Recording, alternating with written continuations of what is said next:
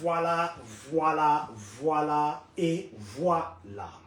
Très chers membres de cette très grande communauté congolaise de partout dans le monde, bonjour, bonsoir, bon après-midi, ça dépend. Ndenge tolobaka na air oyo bolanda biso, lelo toza biso mote, kutunga na ko se présenter mais papa toza na eboyebi ebele kolekanga. Voilà, nous vous avons promis lobi na butu quand nous étions en direct que tokozala na papa Jafar. Donc le temps juste que n'a partagé Toloba. Bonjour papa. Oui, bonjour papa John. Papa Jafar, tu sais pas la plateau na biso. Merci. J'espère que c'est la première fois que tu es en bio. Oui. Qui est papa Jafar? Merci beaucoup.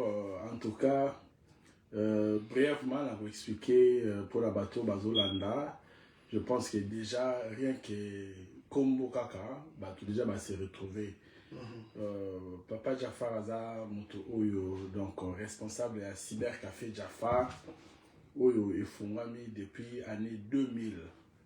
Donc aujourd'hui, ça fait 25 ans Oyo cybercafé Jafar a coexisté. Et service nabiso boyebi ezalaka pona ko tozali ko betsa DV oyo permettra batu pendant 25 ans ba congolais belé ba kota na kati ya États-Unis grâce à DV, grâce à savoir-faire oyo tozali ko sala musala, grâce ya ko luka ko talisa batu ndenge nini mutawe ko beta DV na ndenge ya malonga, et puis batu ba sala biso confiance batu belé. Lelo na kati ya États-Unis batu ebele na ba état nyonso na kati ya États-Unis oyo batu toide pour bakota na kati ya États-Unis. Donc voilà nde batu nyonso tout, je pense que tant na zolo baboye batu ba se retrouver na kati ya États-Unis mobimba, voire même na kati ya Congo wana batu ba se retrouver na oyo na lobby. Batu ba se retrouver na o papa Jafar lobby, mais papa Jafar na landi ozoloba batu ba sepela, batu ba se retrouver. Pourquoi on a passé au lieu de présent? Non, dans le but, c'est là pourquoi? Parce que vous voyez que pour le moment, DV moi pause, hein, avec tout ce qui se passe. Le président américain a préféré que Assa nous pose dans Boyebi. Donc, histoire de la Moussala et la cybercafé Jafar et Yébani partout.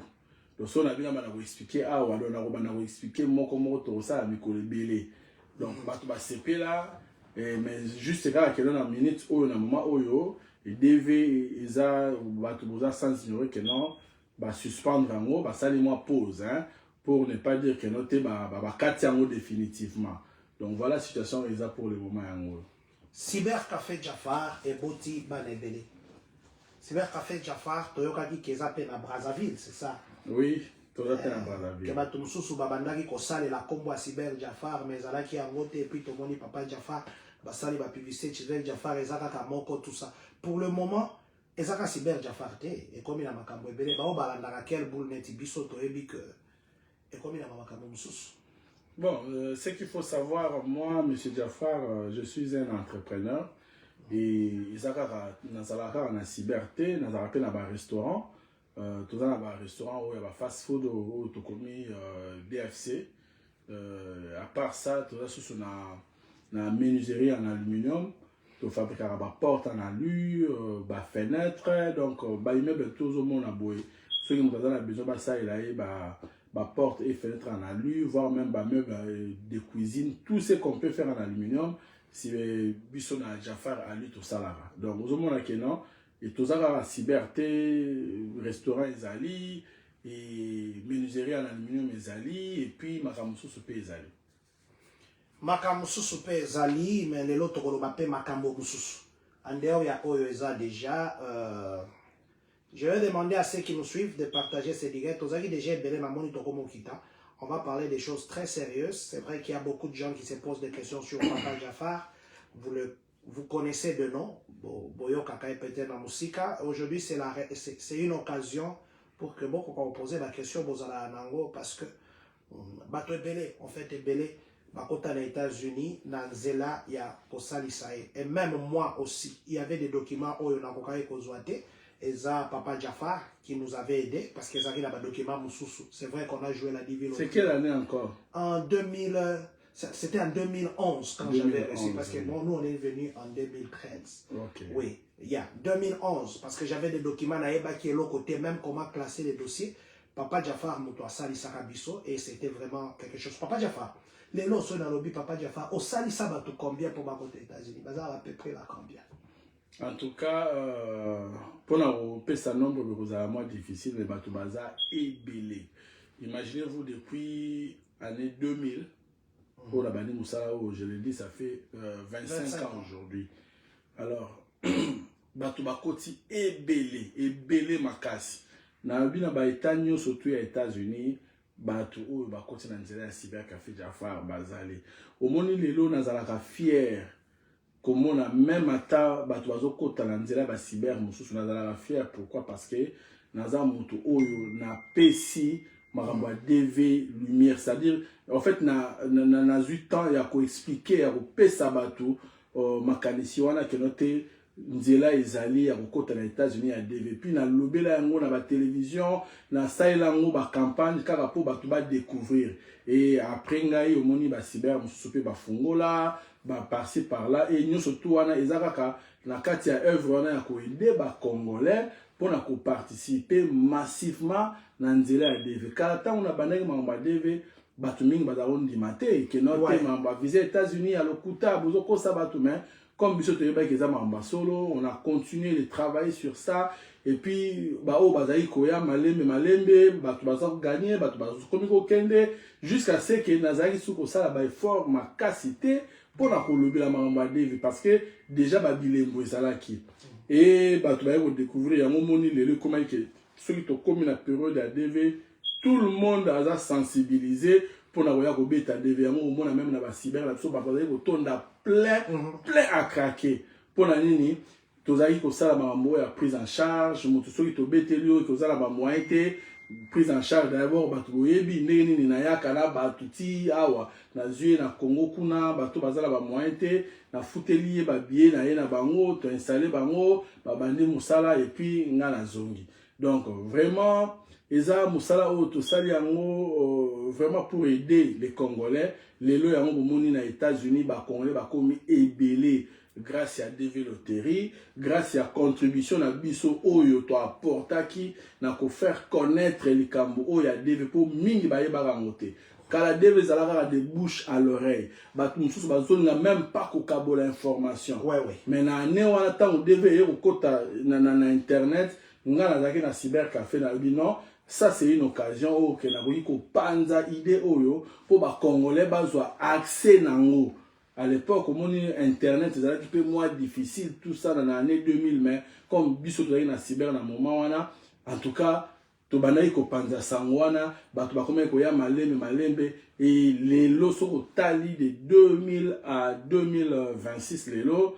En tout cas, nzamba za lokumu parce que Congolais, quand les alaki pour les États-Unis, il faut avoir ya bato, bazala ba moyen ou bien bato baye pour na ba bourse ou bien pour na botanga, mais les lots grâce à DV, en tout cas na senga mais merci na ndenge a poussa kinga pesa kinga quand même courage wana ya ko travailler sur les denani musala ou ba bengi DV et les lots ba Congolais baza ko se retrouver. Il y a des Congolais où bazo tanga classe, il y a des Congolais où les lots baza ko aider bande ko na bango na kati ya Congo wana grâce kaka ndenge bayaki na kati ya DV.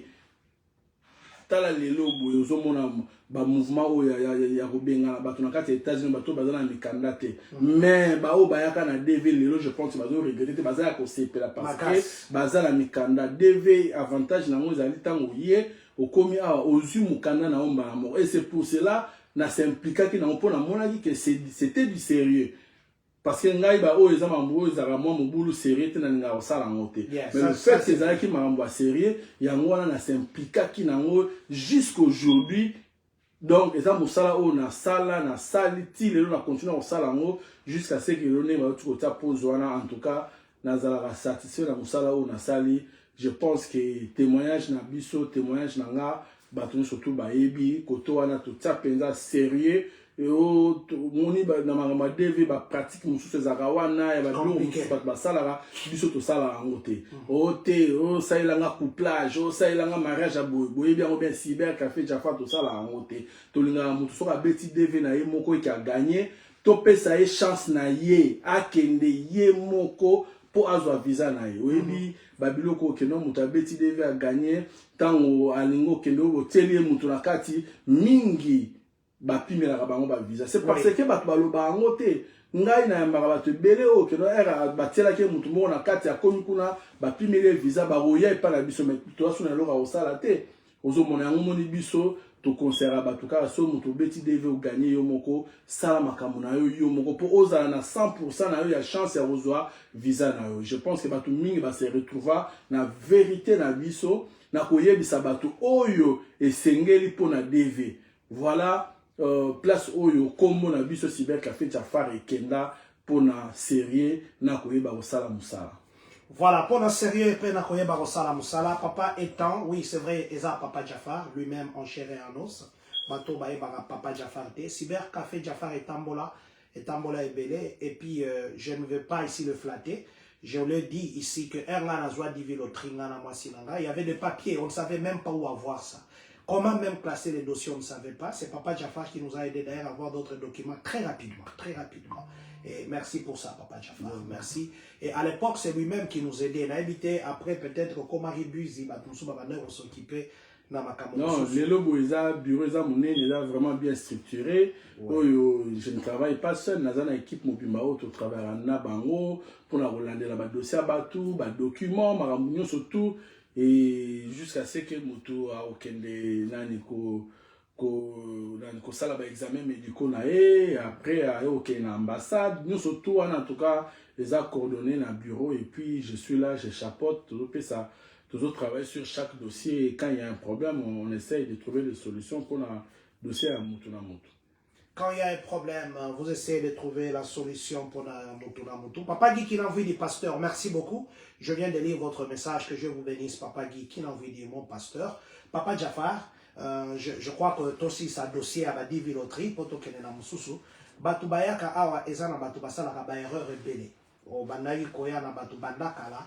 Est-ce qu'il arrive de fois, en dehors il y a prise en charge, en dehors, il y a aider bateau dans la démarche, ainsi de suite. Est-ce qu'il arrive de fois au conseil à capé bateau fan d'ici j'avais vu les aélos comme on est ici, aux ans bateau belé ou à bazu badivi l'autre. Est-ce qu'il arrivera que bozo et bisabango que quelles sont les erreurs où il faut éviter au salle aux États-Unis, comment vous comporter, qu'est-ce que vous pouvez faire, comment respecter la loi? En tout cas, on est logo na salle à chaque fois avant na yana bateau awa na fan de sarabango na bani ko pesa bango ba conseil. Ndenge nini mboka oyo ezali comment se comporter nini sengeli osalaka nini sengeli te osala en tout cas wana ezangaka te parce que nga nazala kwa neti parent tant on azomema mwana na esika moko oyo moni bato azomona kaka États-Unis lelo États-Unis eza malamu mais eza pe mabe na côté na ngo ya makambo ya mabe so osali erreur ya moke okoki ko se retrouver na prison facilement en tout cas nazaka tant na nga ya conseiller bato mais malheureusement oyibi kaka soki moto tango nano akomi na États-Unis te azoyokela yo mais une fois akomi na États-Unis akoyoka biyoka bato oyo basepeli na ye kaka mpona ndenge akoti na États-Unis et en ce moment là bakomaka mwa mitu likolo bato nyonso tu te mais mingi okomona akoyoka yo lisusu te oyo banopesa conseil pourtant topesaka conseil wana mpona kosunga bango bayeba kotambola bakwea na baerreur oyo bato mosusu bakwei nango te en tout cas kotwana nazwaka temps ya koyebisaka bango mais eza na bamisusu oyo vraiment base comporta na bango malamu mais bamisusu mpe base comporta malamu te oyo mpe ngai nayebi bamosusu lelo keno oyo bakota mpe na baprison oyo parce que batambola malamu te. Alors vraiment koto wana nazangisa yango te parce que moni bato ya bazoya koto osika bayebi na mboka ndenge ezali te nazwaka vraiment temps ya ko enseigner bango ya kotalisa bango ndenge bakoki ko se comporter na ndenge bakoki kozala na kati ya mboka oyo ndenge bako se comporter na kati ya mboka oyo. Merci beaucoup Papa Jafar. Je crois que wanezaki juste que tolobela cyber café restaurant tolobela ngo penza mingi te parce que nayebi déjà que côté restaurant efandi Jafar Ali tokolobelango kutu même pas parce que toyebi que ça sonne 3 minutes chaque jour na quel bout balobelaka ngo chaque jour na ndenge ya katikati ou bien na ndenge ya suka biso tolobela projet mosusu oye nango projet rotinda biloko papa Jafar na moni que etikali ka ko mape na compagnie aviation Jafar projet rotinda biloko papa Jafar expliquez-nous un peu c'est comment l'idée. Merci beaucoup. Moni Moussala Otosali ya koya na bato na États-Unis eza Moussala munene. Depuis 2000 ti sikoto comme na 2026, ça fait 25 ans et tout ça. Alors, ezali ba demande otozwaka bato mingi na États-Unis awa bazana ba difficulté à otinda biloko na Kinshasa. Difficulté à otinda même ba courrier oyo. So on doit qu'il y a ba entreprise à miner ba DHL ba nous ba montant c'est dans les $200 $180 pour on tient moins quelques papiers qu'à boyo donc ba congolais ba dans difficulté à moi moni natala qui za projet mon français là depuis année passée mais na mekaki moi cause la moké le temps qu'il ça m'a et là aujourd'hui dans habitin c'est le moment tokoki ko lancer projet oyo pour na kotinda biloko na Congo. Et ça la peine à partir à Congo, routine à biloko na États-Unis, topé na Canada. Donc, Cybercafé Jafar, to yé ko présenter bino service mususu ya sika. Ya envoyé ba petit colis na ba courrier. Donc, vraiment pour na musunga ba Congolais na États-Unis, baza na place te o ba koki ko tinda biloko na bango na Kinshasa. Donc, surtout, mutuza na besoin o tinda iloko rapidement, c'est ko uza o ba temps, so o tinda na poste e ko yi ko umela. Alors, ya moni biso doye donc na yé na projet oyo pour na ko présenter ngo ba congolais ko sunga ba congolais na ba état nyonso côté ba congolais bazali oui déjà à biso na États-Unis poste ça là vraiment malam mais quel que soit place au zala muto za la possibilité ya routine de la biso biloko na biso awa na normal na kati ya Illinois et biso biloko na bino to ke na ona Kinshasa na Congo ndeko na yo aye azui de même aussi soki ozana biloko kuna ife uta Congo et ya awa na kati ya États-Unis to kosala ka ndenge moko moto akotinda yo ndeko na yo ya atiki biloko na yo epa na biso na cyber na agence oyo ya bon marché et ye awa na États-Unis et à partir à awa to poster yango na adresse na yo na ndako na yo na état place nini oyo ozali donc wana nde projet à Sikapena otoyeli ba congolais parce que bato bazolela makasi mingi baza na moyen ya kotinda biloko te bato ya Europe bazara bien biloko kendaka facilement à tout moment parce que ça peine ce qui est vrai États-Unis eza munene et puis eza musika ce n'est pas facile que non ba mouvement wana mais biso tozui responsabilité wana pona to sunga ba congolais ba o baza na besoin kotinda ba petit colis na bango et na ba courrier. Donc chaque semaine biloko yobana kokende pe biloko yobana roya. Donc vraiment ils allaient service à Sikao biso Cybercafé Jafar ngamoko monsieur Jafar naye nango pona présenter bino ba congolais bino ba oyo biso to sunga pona boya bino ba oyo biso to pesa ba concert pona boya na mboka oyo biso to sepela que to sali communauté ya munene na kati ya États-Unis et na kati ya États-Unis lelo na kati ya communauté il faut to lukato to meka ko sala pe misala oya biso moko to ko sungana na kati pour que tu va ko se retrouver tala que non moto so do dépenser $170 pour la rotinda un simple papier et que à travers de konayo rotinda on l'aime sous na $50 ou bien à $40 par exemple. Donc c'est une façon à aider les Congolais pour que na service wana ya rotinda ba petit colis na ba courrier quand on est en Europe biso pe en États-Unis même bande wa Canada donc service on notre sope na bande wa Canada oza na Canada o ngotinda biloko na yo o tokopesa adresse na biso o tinda ngona adresse na biso awa na normal et biso to prendre soin ya colis na yo na courrier na yo to ke no tika ngo na Kinshasa pe ndeko na yo aye kozwango. Donc voilà projet à Sikao to ye nango na minute déjà opérationnel. Ils sont déjà opérationnels. Donc, nazawa naka ndebo ibi série oyo tozana na ona makambo ya DV et série wana tozana ngo pe na makambo ya bakoli oyo toye ko présenter bino lelo à travers Papa John et information oyo vraiment na eli bino yango. Voilà, information Papa Jafar a nango yango yo ya petit colis. Papa Jafar, on moni petit colis, nous t'en ba petit colis, azanango idete. Qu'est-ce que vous entendez par petit colis? On peut savoir ce exemple à petit colis oyo. Jafar envoie ou bien Cyber Café à Jafar et au Banarotinda.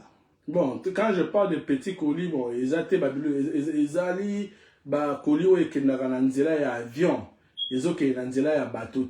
Donc c'est ce qu'on appelle les petits colis. Colis vous avez 1 kg, 2 kg, 3 kg, 10 kg, 20 kg, ça dépend. Sauf que les avions étaient au avion et coquille comme maté. Là, on est surtout au comme mango dans l'avion et on a toujours bien un petit colis. Donc, ils ont facilement transporté par les airs. Hein? Donc, dans là, il y a un avion. Donc, dans une semaine, on a le bureau et le bureau et comme voilà la solution. Tu as des conteneurs. Conteneur ils aura moins temps ba ko tina bien un conteneur mais biso toyé na nzela ya avion ne to banda ko tinda biloko bateau na à partir à Kinshasa pe biloko ya bateau mususu izoya même ata muto na biso tinda ombisi e uta la Kinshasa ya awa biso tozawa na ba biloko ya sec hein ne to banda ko memela bateau na ba courrier hein, donc petit courrier avec le courrier au bilamba au motoza moi et loko moko boye quelque chose au cas où en tout cas nous sommes là pour aider ba congolais à États-Unis na Canada pour na service wana en tout cas tozala wana lokola tozala pour na DV et pour na ba colis na ba courrier en tout cas tout comme disponible pour na ko sunga ba congolais. Papa Jafar a commis disponible. Papa Renaud Luhunu. Alors, ils sont exaltés, mais apparemment, je suis en train que j'ai regardé. Sont exacts bien, sont exacts très bien. Je ne sais pas. Papa Jafar a commis disponible. Voilà, je crois que Papa Renaud, il y a des photos à la côté nayo. Nous avons un très bon son. Sont exacts très bien. Papa Jafar, télévision pèse petit collier, non? Oui, ça dépend de la lobby, ils dépendent de la kilo kaka. Donc, bon, soit il y a 100 pouces par exemple. Est-ce que Jafar envoie ou Cyber Café Jafar et continue là? Parce que la télévision est moins chère. Oui. 100 pouces, mais la Congo est très chère. Si on est dans le lobby, ok, la tinda 100 pouces.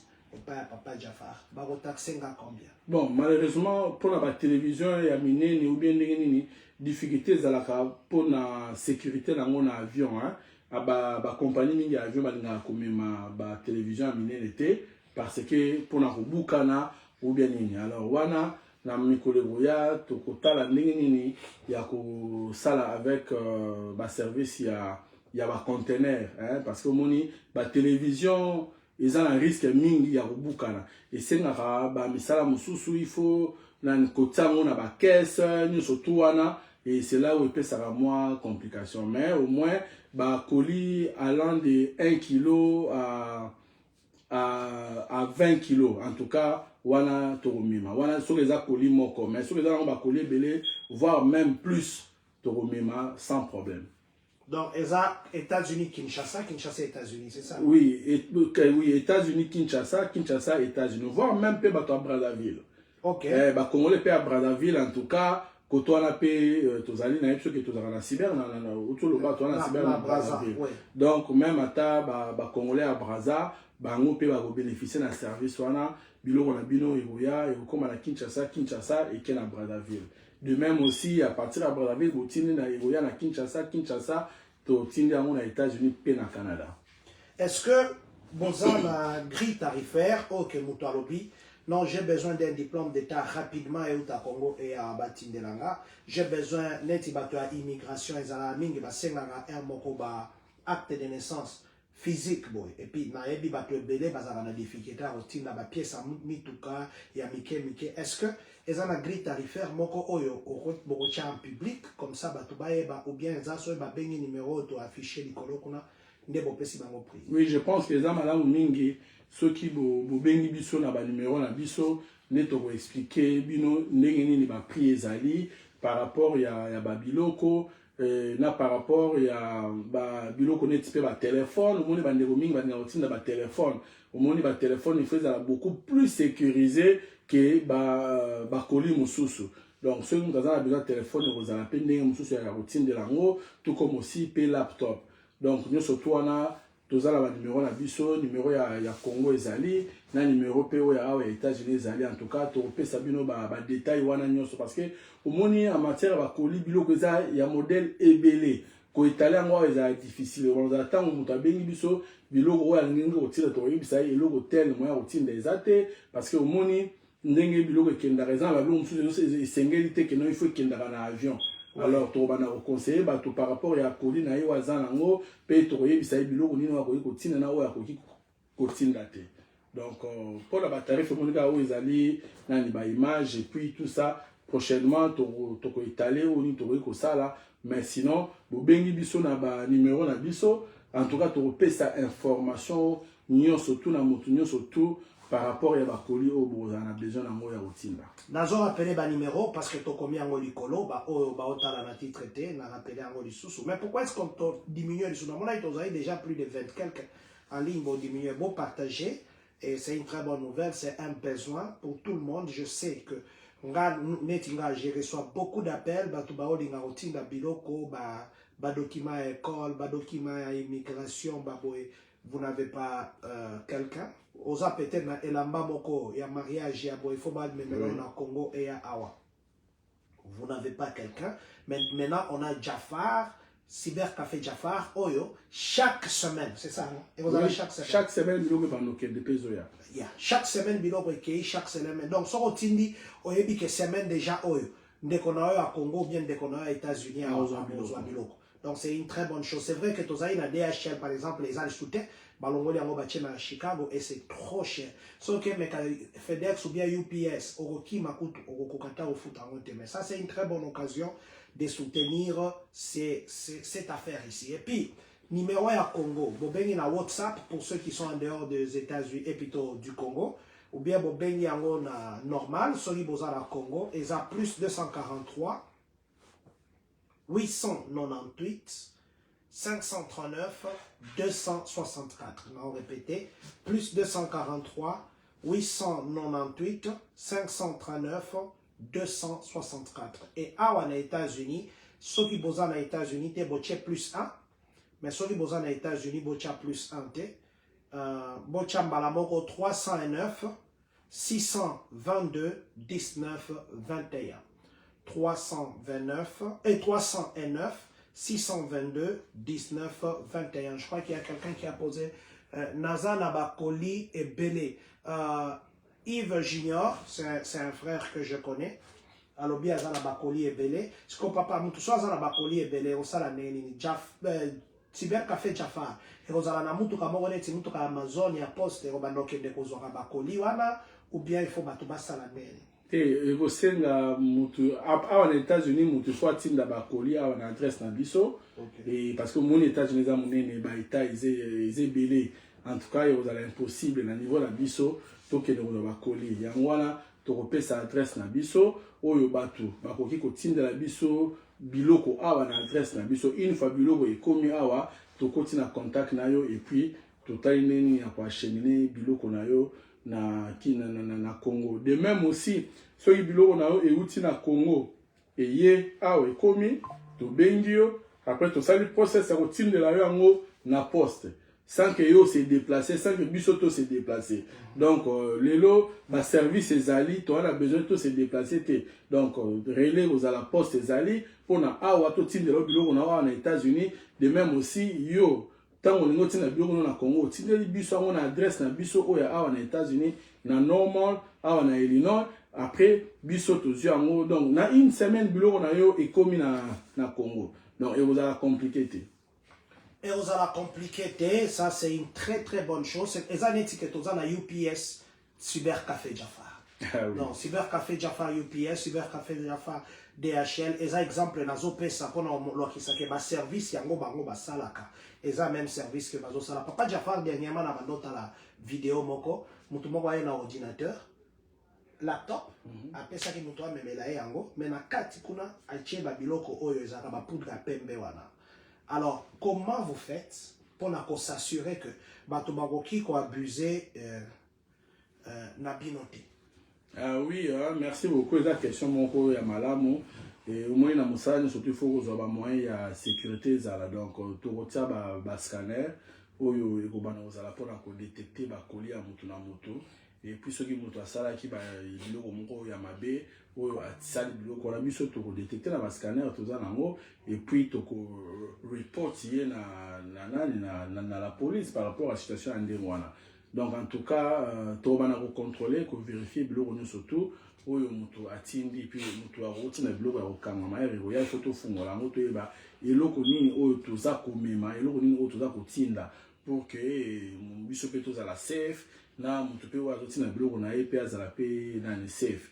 Donc toujours ça la ngo eza pona ba congolais donc j'espère que ba congolais va recevoir la service oyo tozo saïla bango et biso pe ba mesure à sécurité aussi par rapport à mosala ou tozo sala. Merci beaucoup Papa Jafar. Là on a deux questions. Papa Aza Maître, c'est un avocat. Piana Moana Bouta Robert, à qui j'ai dit bonne année. Il dit ceci, et bon mituka.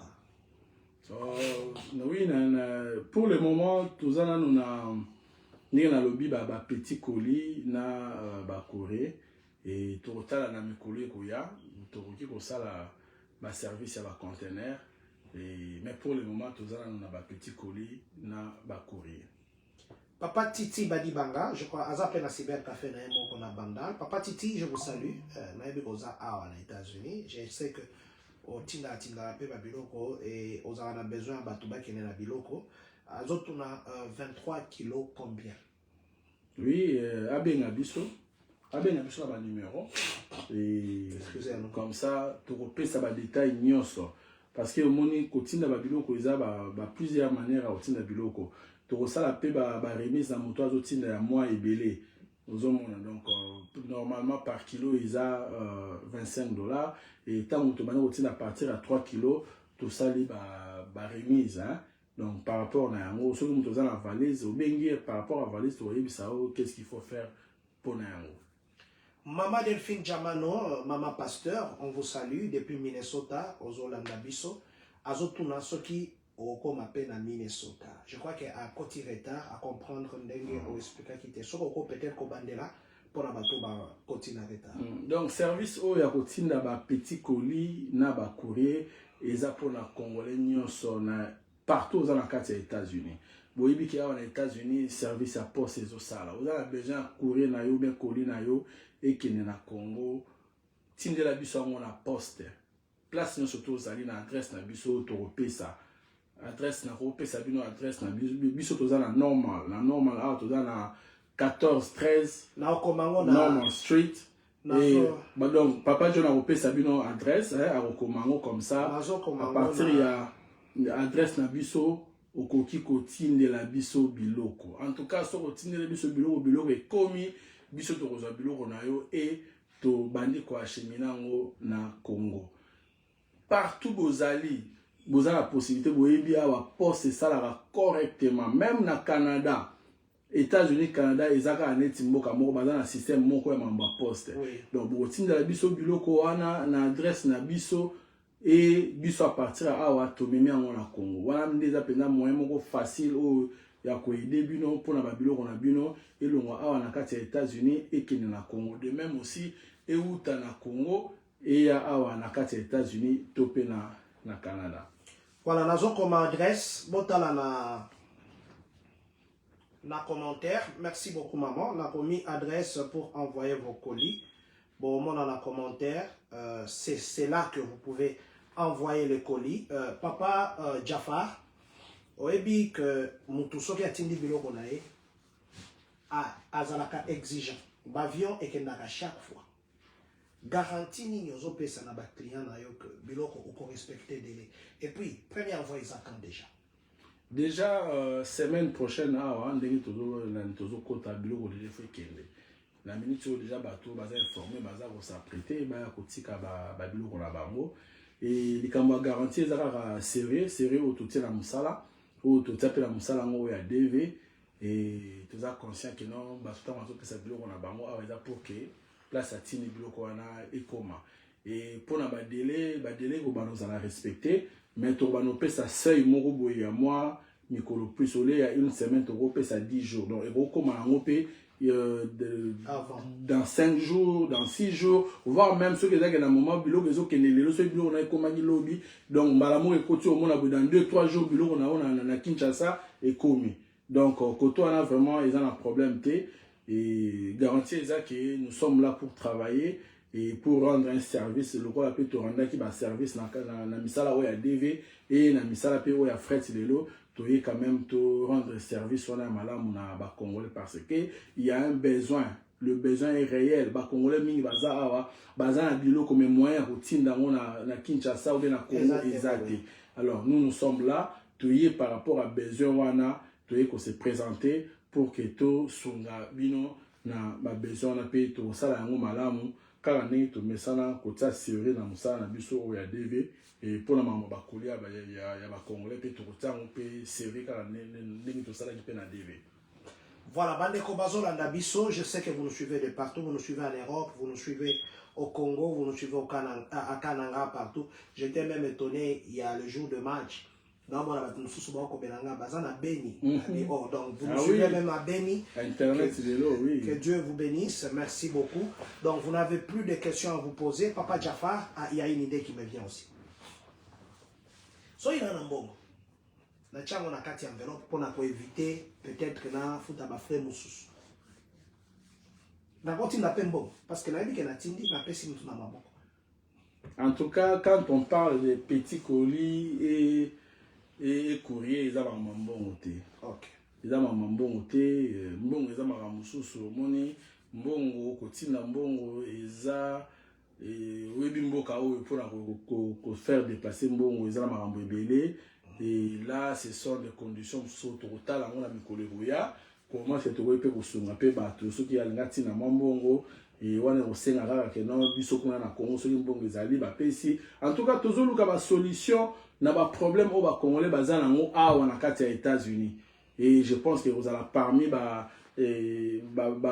solution au to rapporter juste après avoir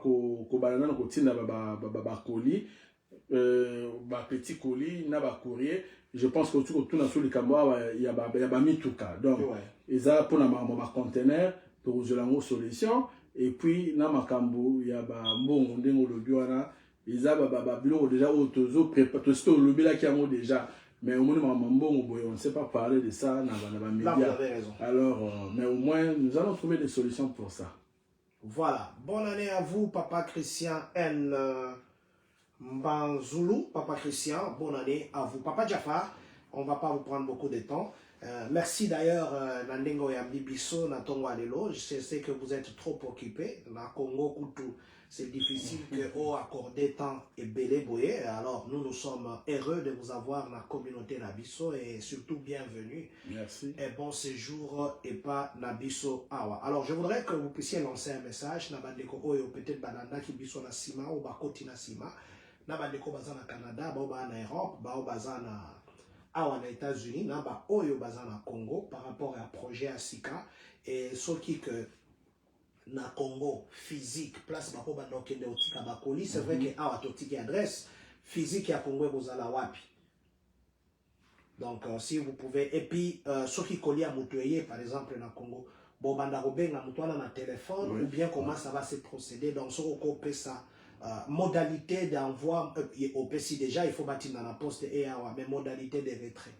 Merci beaucoup bande on a vu sur congolais au moni Biso Cyber Café Jafar, après avoir travaillé sur ma projet à DV et les autres se décident qu'il y a que ça service mon sous il y a ko mimerabino ba petit colis na ba courrier et na yango to sili ko bongisa vraiment makamunyo surtout pour que le service soit et salema malamu awa na États-Unis je crois ba komeli bino déjà adresse na ba numéro na biso à téléphone ezawana soki obengi biso to kopesa bino ba procédure comment on de la biso colis na yo bien courrier na yo awa na kati ya États-Unis comme ça biso to ko memango na Kinshasa surtout même yango na Kinshasa to za na bureau na biso cyber na biso o ya bon marché o ba surtout ba une place mambo banda na zo ba depuis année 2000 kaka wana na bureau na biso nde tokobanda kobenga sikoyo moto oyo pesaki numéro pour que aya kozwa colis soki aye s'identifier na pièce d'identité na ye avant que to pesa ye colis parce qu'il faut to sécuriser pour lui à moto kozala n'importe qui te akoki koya donc numéro ya téléphone oyo moto apesaki na moto atanga koya pièce d'identité na ye et puis na faut to confirmer na téléphone na ye to bengi yango aye nango sur place et là nde tokoki ko remettre ye colis puis to benga pe yo moto otindaki colis pour vous signaler que note moto otindaki colis na yo akomi awa to identifier et puis to remettre ye colis. Donc adresse na biso boyebi toza na bon marché to kangamina Rao Bank juste sur l'avenue Flambeau croisement titre foncier to kangamina Rao Bank. En tout cas ils a eloko yi place yebani cyber Jafar ya bon marché wana ne place bureau na biso ezali na ba cyber mususu moi to yamba ba tout pour na service o ezate kaka na bureau na biso o ya bon marché ne to yamba ba tout pour na Otinda Biloko. Sur avenue Flambeau. Hein? Oui, avenue Flambeau numéro 261. Avenue Flambeau. 261, à côté de la Robank. Donc, au Canada, il y a la Robank. Numéro 261. Oui. Et est-ce que ils ont la permanence qu'on a à à tout moment parce que les bosses sont là qui va fournir, nous avons correspondant à 10 heures, mais à 15 heures. Est-ce que vous allez avoir la peine à Jafar envoie parce que ça Jafar a lu, Jafar dit non. DFC restaurant. DFC. Ah, tu as la KFC, là c'est DFC. Jusque là, tu as cyber Jafar, donc tu as repris ça comme moi, mais au moins c'est le cyber Jafar. Donc là c'est le service à cyber Jafar. Donc Baroki Koya, bureau national a ouvert de 8h jusqu'à 18h. Donc tant on a parce que on est avec les embouteillages, bah tout ça route à musika pour ya otika biloko pour ya oza biloko, surtout bito ça on a 16h, bah tout ça va nous permettre bah tout ça va retirer biloko côté. Donc de 8h à 18h. Donc permanent c'est de lundi à samedi ou de lundi à vendredi? De lundi à samedi, même samedi. De lundi à samedi, de 8h à 18h. Donc nous allons pour nous yamba batu, bandeko oyo bazoya kotika biloko pour na eya na 4 États-Unis. De même aussi, bandeko bazoya kozwa bakoli na bango oyo bandeko batindeli bango à partir des États-Unis. Voilà, je voudrais profiter pour dire que aujourd'hui quand nous partons envoyer un truc à la poste, Toketing dans la DHL, Toketing dans la UPS, FedEx, tout ce qui existe, les services qui envoient, je n'ai jamais vu. Bah, au prix est à $10, au lobby, on a coupé ça $5. Chez les autres, nous payons ce qu'on nous demande de faire. Et puis nous savons combien c'est beaucoup d'argent pour la routine de Biloko. Il y a aussi des fois, aux agas dans le téléphone, au lingio tinda, mutuana, au lingio pesa, on a réussi que non, il faut la foutre dans nos valises, bah, c'est $250. Maintenant, on a une agence congolaise, Cyber Café Jafar, que personnellement, je connais le sérieux de Papa Jafar. Je vous ai dit que je suis passé par lui. D'ailleurs, c'est mon grand frère qui m'a recommandé chez lui à l'époque. Une histoire là que je ne peux pas dire ici. Alors, je connais comment il fait des choses. Il nous avait même conseillé, quand nous étions avec lui, il nous avait dit, ne faites jamais de magouilles, faites les histoires très proprement. Et il nous a aidés dans ce sens-là, en nous orientant et en nous aidant dans d'autres choses. Alors, je voudrais ici nous dire, c'est un business qui est d'abord pour nous. Nous avons des difficultés à envoyer de petits colis. Qui dit petit colis, c'est quelque chose que tu peux tenir à la main. Au lieu que nous foutons $200, $500, et puis l'autre est urgent.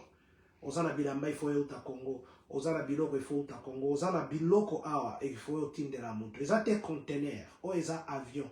Chaque semaine, mais Bobo Marabambo on a katia enveloppe botindité parce que il vous a dit ici à Ozana scanner pour la koyeba. Et puis bossa la makambute que non poto koisa business yande konabiso. Donc je crois que nous devons être le premier à soutenir le business de nos compatriotes et ceux qui nous doivent ça les compatriotes bah et à ça les business n'est tout le monde na ba communauté mususu c'est d'abord ba toi communauté na bango bazalaka soutien liboso. Donc ceux qui bisope to comme ba soutien liboso na ba communauté. Je donne juste un exemple. Mutu oyo azosala kilumumba lelo. Il fallait que le Maroc pour que az à l'exposer. Ben pourtant na yoki que abanda ko salango pendant très longtemps. Oui. Mais batikala jamais Congo mboka na ye etikala jamais repesa ye valeur. Maman et papa Mpiana, combien par kilo? Papa Mpiana mètre, je crois que papa Jafar a répondre à la question là. Les kilos c'est $25 pour la routine là. Et puis à partir il y a 3 kilos, donc ils ont la remise au salaire $22 par kilo. Mais sur les kilos mon corps c'est $25. Donc téléphone on paye aux par kilo ou bien aux considérer les téléphone. Téléphone si quoi ils ont par téléphone. Téléphone c'est $40. Si on t'envoie le téléphone, ils ont $40 par téléphone. Téléphone il faut trouver pour sécuriser en haut parce que téléphone est dans le bagage ou la sous-cité parce que bakoki ko yiba ngo bien dengene. Alors vous allez sécuriser vraiment avec beaucoup de garanties ou ndenge ba omemela ngo yango za par téléphone parce que so otie lo on a carte otie téléphone on a carte à colis et izaka ba biloko oyo et permettra ce que na ba colis que na ba aéroport tout ça ba toi ceux qui ba remarquer que téléphone dans la carte ba tenter ya ko bousculer ba colis yango to na rotia ba téléphone te na kati ya ba colis kota na kati ya surtout wana que na vraiment na maboko yango wana moni pour la sécurité wana téléphone moko c'est $40. Voilà, mais papier pour papa Jafar est représenté 1 kilo.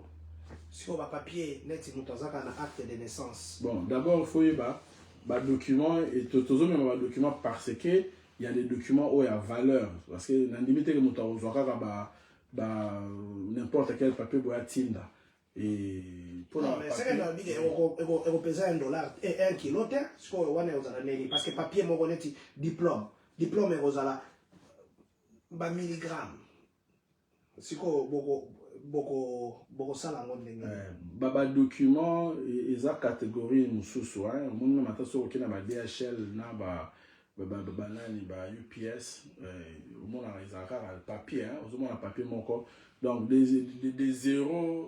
des 0 grammes hein, jusqu'à 1 kilo il y a un document au mutoko à côté là ils ont $170 alors biso document et c'est juste $50 donc nos documents là où ils sont importants parce que ce sont les documents où ils sont importants il faut transporter aussi et comment donc documents ils ont catégorie mususu na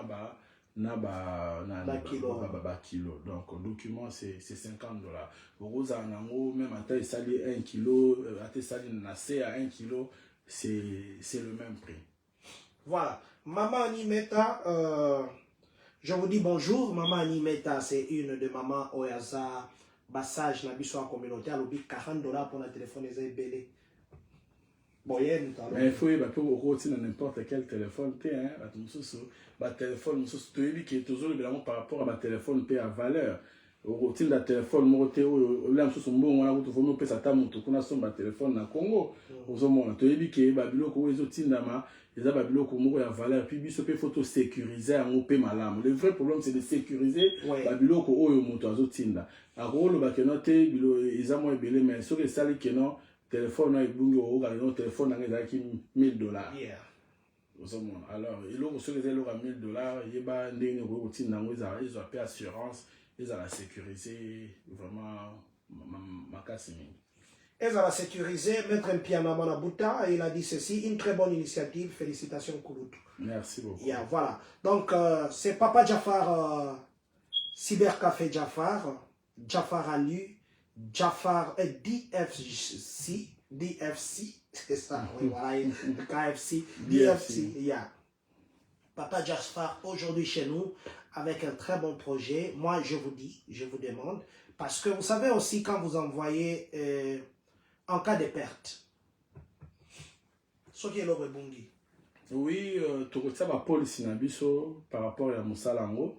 Et je pense que tant que la routine de la vidéo, tu as expliqué comment on est là, ce qui est là, mais je pense que en général, procédure et la routine de la vidéo, mais comme on sait que ça peut aussi arriver, que non, biloko rose en soit retard ou bien que notre vol il fallait que long jour mais ça peut aussi arriver. Tu retiens ma condition, tu faire signer mon tour et par rapport à en tout cas de ce côté là tu expliquer en cas de problème. Tu as même moyen, qui moyen assurance et aux ala. Là, ça viendra parce que le business auto tu as moyen surtout pour que tout ça va conduire à la malade. Ce qui est au sein de notre assurance peut en cas de problème, assurance et aux ala pour na ko futa ce qui est ça mais qui est loko et nani et bungi na banzela ya aviation. Mais en tout cas, je sais que non, sur 100%, déjà babilo mususu to kendaka nango to tikala kozwa ba perte ya bilo côté parce que aujourd'hui aviation ils ont tourné vraiment à merveille et na ba compagnie autour ça les ba compagnie moko o ils assurent les autres ba compagnie oyo ba yibaka ba bilo kwa bato non tout travail na ba compagnie oyo baza vraiment sérieux et bilo rekomara toujours bien et puis na Congo on a pe ba service les alliés autant bilo rekomi ba boye ba kena kati na ngoma ezala biloko mususu pe ba na ko exiger pe ba douane donc to ko pesa pe ba détail mususu na ba biloko oyo par rapport à ba quantité de biloko oyo za nango ceux qui les belé ba ke star yo koma na Congo douane pe mususu akonani donc tout ça to ko tala ndenge ni ya kobungisa makambo wana pour que moto na moto oyo akotina biloko na ye komi na Congo pe azwango sans problème. Merci Papa Yves Junior. Il y a des policies pour ce business en cas de perte et de destruction. C'est ce que je crois Papa Jafar a outi Koloba, mais j'ai parlé avec Papa Jafar en privé avant tout ça là, direct Oyo. La façon Oyo a memeli kotinda biloko na Congo, la façon qu'il m'a expliqué, parce qu'on n'explique pas la stratégie de quelqu'un, c'est son business, mais la façon qu'il m'a expliqué, à moins que ait la erreur et la compagnie d'aviation. Mais na côté il y a Jafar Cyber Café en tout cas la façon à ebisa kinga ndenge robanda kozwango de point A à point B qui est la livraison en tout cas ekozala moi passe c'est vrai dans le business bilo ekozala paye les sous-souké soki ekozala moi passe na stratégie azo salela biloko ebunga mais du moins comme à lobby ekozala na ba règlement ekozala na ba contrat boko signer pour na royeba que na tie biloko na nga valeur à boye ekozala boye comme ça c'est fait partout ailleurs. Papa Jafar, nous vous disons infiniment merci pour l'initiative Oya Kitoko Makasi. Moi, j'insiste surtout dans bande konabiso Oyo ba Holanda biso. J'ai vu les gens bazoya ko se plaindre après ça qui mutu moka ke non mais na ekoli na Congo. Poya nangwa biloko kolia, mais mutu ana lobi akoma ki na aéroport à Chicago, ba boaki biloko wana. Mais pourtant akena ndako mutu wana solo a biloko na eza kana ndako mutu wana. Mais il y a l'objet qui va boire à l'aéroport à Chicago. Moi, pour vérifier ça. Exemple, na batu susu na ebi abaya ki kona nanga. Ba zui ba téléphone ya batwa. Ba tindi yango na Congo. Oh non, valise ezaki na ba téléphone ebungi. Mais même téléphone ba boni ndeko na ye na yango. Donc c'est pour éviter toutes ces histoires là. OK, mais tout en tout cas, il doit prendre ça en compte. Merci Papa Junior. Donc bato mususu bapesa bango biloko ba ordinateur surtout ba ordinateur na ba téléphone po bato ba utaka États-Unis ba utaka ba Europe balakaka déjà bandeko na bango kuna keno non memela ordinateur non memela laptop na ko memela yo tablette non memela téléphone siko ba profitaka soki ke muto apesi eloko azui yango akimisi yango tina mbongo ezana bato mususu bapesi bango mbongo pono ke notika na Congo Papa Jafar mbongo ya kaka mutu o ba pesa ki wana ya batu wana nde bungi mais ya moko ebunga kite ono il faut ezala peut-être na Chicago ou na aéroport to le kisaka boto vidara ba poche pour na le kisa peut-être pour te faire quoi qui ou bien bon voilà quoi qui ou bien enveloppe voilà donc je voudrais juste nous dire qu'en est-il de colis Papa Ster King Alobi et bon ba colis oyo ozo ta Congo pour na roya ça sera le même prix ou bien Congo et rozala neti. Moi, il y a des locaux aux autres à la Congo, c'est $20. $20 les kilos.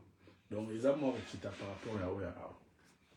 Donc, là, il y a Bambisi, bon, Bambisi, maintenant, Togotala. En tout cas, au moins, il y a un Sika. Et là, le Bambisi, Togotala, pour y avoir un moins léger, ils auraient moins volume. Hein. Ouais. En tout cas, tu as la calcul par rapport à Oya. Tant que tu as ceux qui sont au Congo, n'est arrangé par rapport à la vie que Bambisi, en tout cas, tu as besoin de voir même Bissomo Repeto, tu sais qu'il est canessé, ba Congolais au bazan a besoin surtout le kamambisi ba to ba besoin mbisi biso moto ba ya na mbisi ebele to ba na mbisi ebele et ce qui komi awa to ba noter ka on a prix moko ya C par kilo.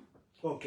Tolingi assez que omoni soki bato mingi bazoya kotika tika ba mbisi kili et okoma na ba ozala moi passe parce que maintenant moto mbisi na ye emballé mais to ba na mbisi moi ebele mais ba kilo mususu c'est bon côté ba mbisi ba Congolais en tout cas to ya na ba mbisi moi ebele kozala awa oyo to kobana kotindela binango par rapport ya ba kilo leke bo se déranger même que note bo somba ba mbisi na kilo après bo futeli yango lisusu awa bambisi okoma awa so ekomi awa to banda oteka ngo par kilo donc tozozonga Congo kala mingi te toza ko organiser likabo bambisi wana veneza spécialement kaka pona bambisi donc to soya na bandakala to soya yango déjà awa tozui ba précaution bato ba on a besoin bambisi bo mitungisa te bambisi ekobanda koya régulièrement chaque semaine et ba opesa bino ba prix ya ba kilo so za na besoin mbisi o mbisi tel o te na nzombo o te na besoin ya mbisi tel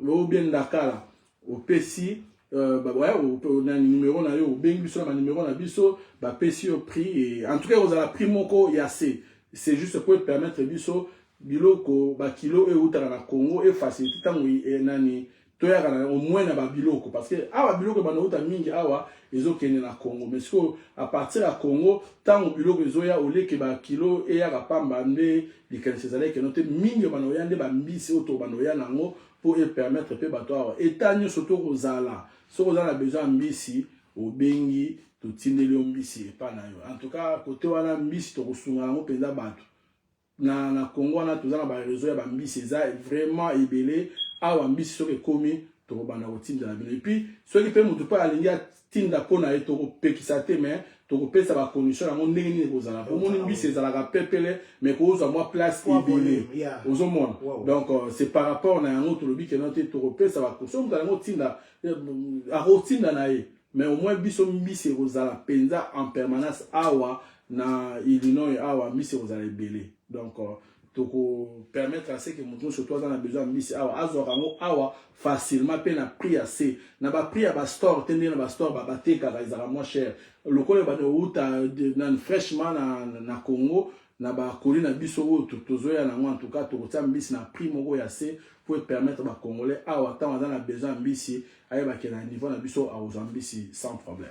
Mais bato o ba rotina bilo botina makaku te pour que ouais mi solo alikaku to betaki yango. Merci beaucoup Papa Jafar, c'était vraiment un plaisir yako yambayo na plateau na biso lelo. Nous disons bonne année à toute la grande famille Jafar. Merci, bonne année. Prochainement tu auras comme demande d'emploi.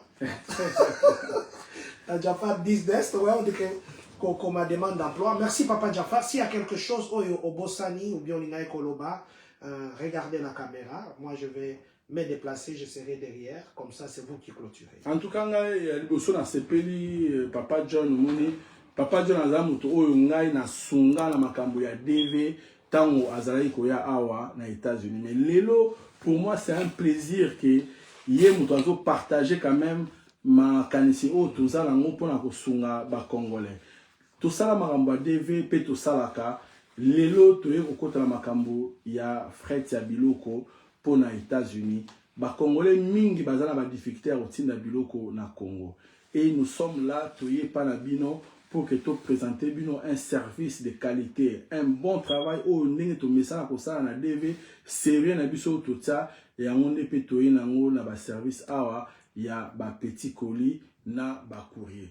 Donc to zala wana pona ko sunga bino na yebi ke musala na biso ba Congolais to zara toujours na mo ba remarque ba critique mais to zala wana pona ko zoya ngo nyonso ceux qui mo ba remarque ezali ne manquez pas ya kokomela biso ou bien ya kobenga biso na ba numéro na biso pe to bana ko sala o bino bozala ngo besoin musala oyo sans bino mo to sala ngo ezate yango wana bino etant ke bandeko na biso ba Congolais bino etant ke ba client na biso en tout cas to zawana pona bino pona ko servir bino sans bino mo to sala musala oyo ezate lelo eza plaisir makasi ba Congolais to komi ebele na kati ya États-Unis grâce à DV wana pena na yebi yango pena betela rango vraiment c'était grâce à DV bandeko ebele ba na kati ya États-Unis et na kosenga toujours to zala malamu to koka ko garder nani wana culture na biso ya Congo ekende liboso et bakolobela toujours RDC na ndenge ya malamu soki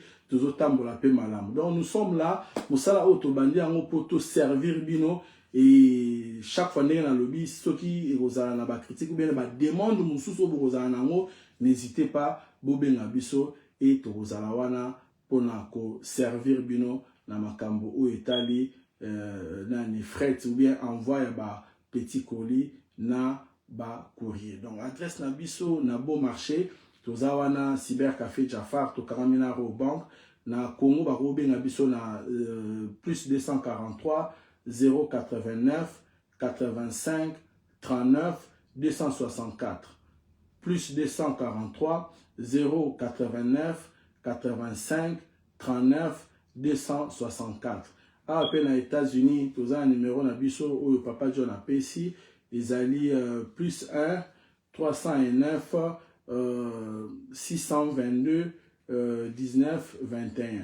Donc voilà des numéros na biso ou bokoki bobenge la biso pour na makambo ou Italie ba petit colis na ba courrier et na zawana pour na ko servir bino et puis ba demande mususu yo goyaka par rapport à mama routine ba biloko mususu to tala ngope to sunga bino. En tout cas, merci beaucoup et service oyo na banzi lokola to bandi yango na malamu pe to continuer nango ti ndenge to bana ko kende pe lobi bo mona ko koma munene to ko fungola si photo fungola ba bureau pe na ba état mususu to ko fungola ka pona ko faciliter bato ndenge nini ya kotinda biloko. Donc on appelle si bino merci na bandeko bozola na biso na moment oyo partout bozali ezala awa na États-Unis, ezala na Canada, topé na RDC. Merci na bino et puis merci na Papa John na ndenge opesi ngai occasion oyo na opportunité oyo pona kolobela likambo oyo etali communauté congolaise. Merci beaucoup.